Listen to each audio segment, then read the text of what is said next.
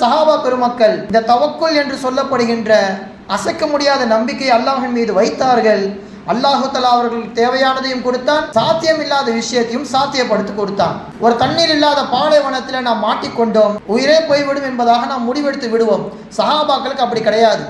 ஒரு குழாயை திறந்து மூடினால் எப்படி தண்ணீர் வருமோ அது போன்று அவர்கள் அல்லாஹ்விடத்திலே கேட்பார்கள். அல்லாஹு தஆலா வானத்தை மேகத்தை குழாய் போன்று அவர்களுக்கு ஆக்கி தந்து விடுவான். நினைத்தால் அவர்களுக்கு மழை பெய்யும்.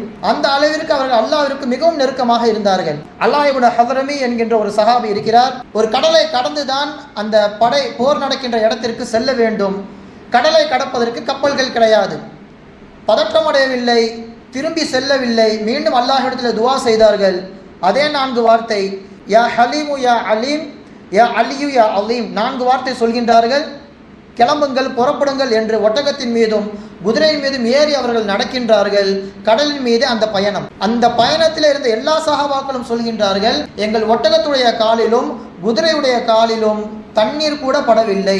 ஒரு பாலைவனத்தில் நடந்தால் நாங்கள் எப்படி நடப்போமோ தண்ணீர் மீது நடந்து சென்றோம் என்று சொல்கின்றார்கள். இது எப்படி சாத்தியமானது? அல்லாஹ் தஆலா நினைத்தால் தண்ணீரில் நடக்க வைப்பான்.